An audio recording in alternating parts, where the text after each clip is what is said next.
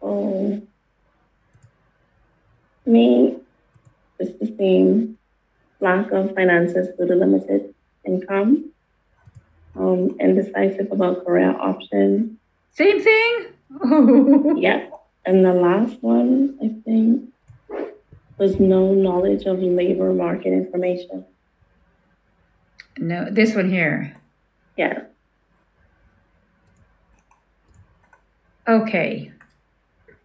So, I know that you want to get back into the medical field, right? Yeah. Are you able to work? Oh, no, you can only work in the nights. I remember you telling me that. Yeah. I'm stuck between medical and going back into cooking because I'm passionate about cooking and creating stuff, but I'm also passionate about taking care of people. So Have you ever thought about a PSW worker? If you yeah, love I thought people? about that. No, not something you're looking to do?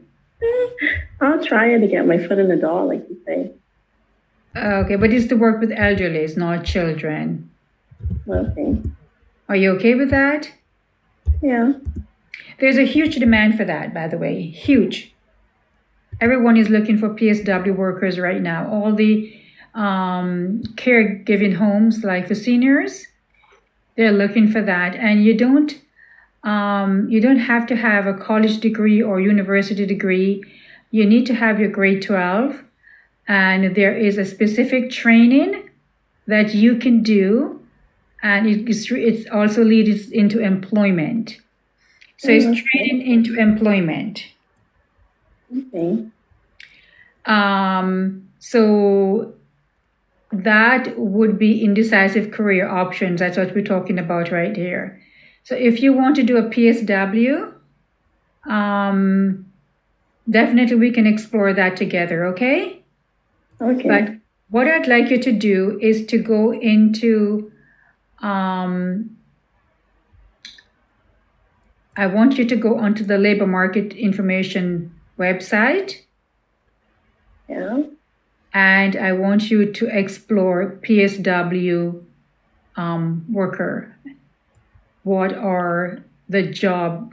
the job duties? What are the job duties there? What's the salary? And also, what are the time frames? What are the hours that they work? Okay, before you make a decision to do it, I need you to explore this. So, lack of finance due to limited income. It's a very tricky one for you because you can only work at nights. Yeah? Yeah. And this is going to be a continuous thing for you? I guess until I move into my own apartment, but until then, the nights are no, because they have a curfew every night. Oh. Yeah. Oh, curfew every night. Okay. Let me see who may be hiring for night. I guess I can work from anywhere from 4 p.m. to 11. 4 to 11. Or 3 to 11. Okay. So with a PSW, you can actually tell them that these are the times that I'm available to work. Oh, okay. Because they need care for this elderly 24/7. So if you can say, and a lot of people don't want the night shift or the evening shift. So you could, if you were to do that, you could say, I can work from 4 to 11 every day. Yeah. So you could do that, definitely. You can stipulate your time, and that can bring in some income for you. At this time so for the short haul, you can just do this part-time at nights.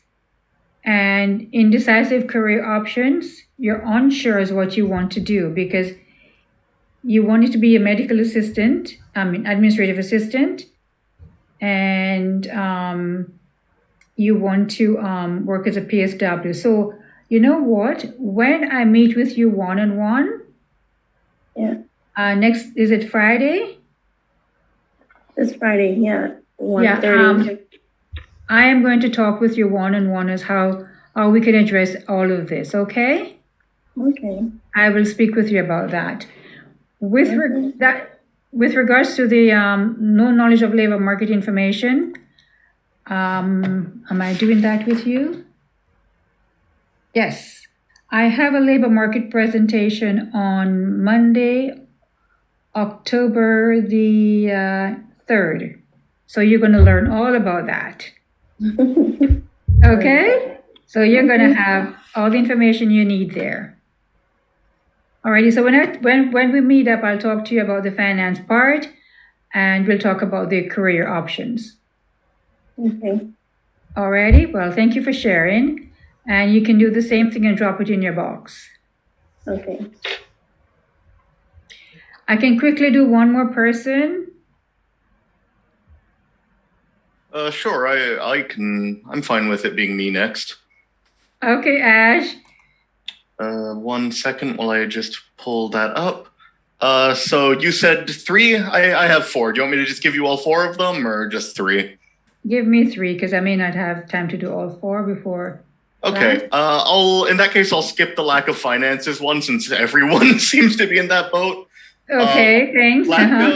Lack of job search skills, lack of education and/or training, and employment gap are mine. Alrighty. That's a 2. And employment gap. That is the last one. This one. Okay. Well, we talked about this one, the employment gap, how you can address that. So we've answered that question. Am I correct? Yes, we have. Okay. So lack of education and/or training. So I know that you said that you have your high school diploma, yes? Yes, I do. I have some university, but I never actually got my university degree, which is where the lack of education comes from. Okay. Are you looking for a job that needs a university degree? Specifically, no. I'm just looking for a job right now. Alrighty. And may I ask, what is your area of expertise? I'm not entirely sure if I'm being honest, but probably something to do with English or writing, since those are what my degree would have been in if I'd finished it. Okay. Do you speak another language? I do. I speak French fluently. Okay. So would you be like a French translator? Would that be something? Yeah, that's probably something I could do. Grab your attention? Because we do have a lot of those. If you were to job search for that, you will see a lot of that pops up. Okay. A French translator. So, you don't need any training for that because you already have French and you have English. So that would be something to do with coming with the finance part of it. You could make some money there. Mm-hmm. Okay. When you say training, you would need further training into doing, you see, it has to align with the job prospect. Yeah, of course. That's right? The other issue. Yeah. Right. So what is your dream job? I don't have one, if I'm being entirely honest. Okay. What is it you love to do then, Ash? I'm not really sure. Sorry, I know that's not the best answer, but I don't know. I kind of fit the jack of all trades thing, in that I don't really have a specific field I'm really passionate about or anything like that. Mm-hmm. Would you do you want to work virtually or you want to go into the office? I have no preference on that. Okay. Okay. So would you say that do you have a degree in French? Like you said you didn't have a university degree. No university degree. Are you able to translate documents? Should be able to. Okay, so here is my thought on this. If you love to write and you have a great voice for communication, so I can tell you that, why don't you look into going back to, say, York University. I mean, the problem with that, and I've considered it, is that ties back into number one again. I don't have the finances to finance going back to university. Okay, but you could actually get a loan. Have you thought about that? I have, but the problem with loans, at least this was the case back when I went in Windsor, is that each semester costs roughly $10,000 to $15,000. So that's $30,000 roughly for the entire year. But the loan you'll get is probably going to max out at about $12,000 for the entire year. Okay, that's expensive. Yeah. Okay, so here's another option. What about a high school course in French? Well, my French is like perfectly fluent. It's not a matter of that's something I need to train up more. My French is okay, but yeah. Written French is quite different from verbal. I'm aware. I know. My family's from France, so I've had a lot of practice. Okay, so you're perfect then. Okay. Education and training. So if you want to do that, this would not apply then if you want to be a translator. No, for that particular thing, no, it wouldn't. Okay, so but just that would be a sort of a job, an option for you to do to get more money. Mm-hmm. Right. I have a lot of people who've done this. They come from a different country, they speak a different language, and they become a translator, and they translate for the courts. Have you heard of that one? I have not. Aha. So in the court system, Ash, they're always looking for people to translate, and you can work part-time or full-time. You can work morning or afternoon. Okay. Yeah. Okay, so a lot of options there. A lot of options there. Yes.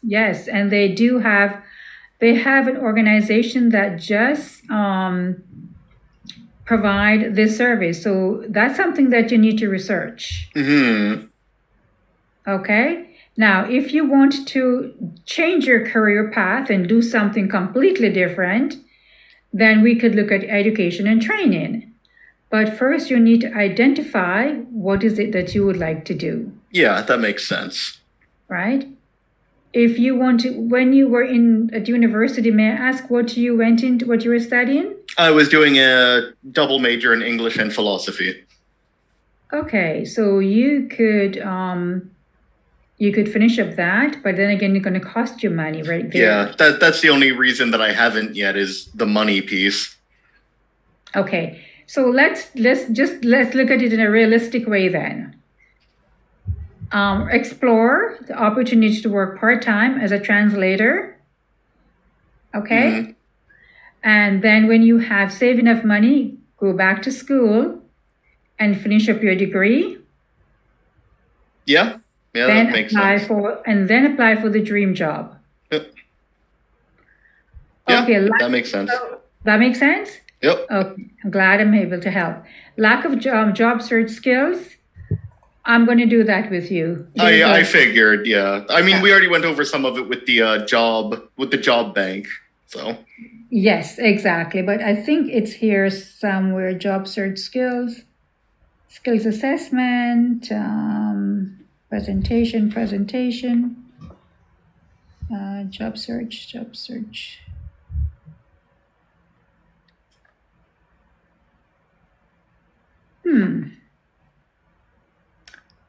I am doing the hidden labor market job search skills is on the 29th of September. Okay. So we're going to cover that workshop. Okay, perfect. Okay. Was that helpful? Yep, very much. Thank you. Oh, you're welcome. Okay, great. I'll just finish up with okay. Omalara, are you still with us? Yes, miss. I'm with you. You're with us? Okay. Yes, sir. Did you identify 3 of the gap employment barriers? Yeah. Number 3, indecisive about career options. Employment gap, number 14. Then. Number 3? Yes. Okay. Then number 14, employment gap. Oh, The then 11, lack of job search skills. number 4. Oh, the employment gap. Yes. And 11. Oh, 11. Oh, I highlighted the wrong one. Okay, so indecisive career options. Yeah. You're in the fashion industry. Do you want to stay in the fashion industry? Yes. I decide also. Well, I'm interested Okay. in PSW. Alrighty. So when we're doing job search workshop, Okay. I'm going to get you to look into the fashion industry. Okay. Okay. Okay. So that part we'll cover there. Okay. And then lack of job search skills. We have a workshop on that. I will definitely with you. Okay. You turn. Oh, someone is speaking, and then the other one was employment gaps, right? Hello? Okay, she's gone. Hello. Employment gap was the next one? Yes, ma'am. But you didn't have an employment gaps because you worked back home and you migrated here, right? Yes, please. So there's no employment gap, so we won't go there. Okay. Okay? Okay. So you only have, is there another one? Any other? Language barrier? No? No. Okay. No Canadian experience. There you go. The 7 can go. Lack of. Yeah. Okay. So what I'd like you to do is highlight those 3 for me. Indecisive about career option, job search skills, and lack of Canadian experience in the field of number 7, okay? Yes. Number 3, number 7, and number 14. Okay. And 3. Yes, and put it in your inbox. Okay. And I could talk about it next time. I'm meeting with you next week on Tuesday. We can talk more about that. Okay. Okay. All right, you could turn your audio off, please. Thank you.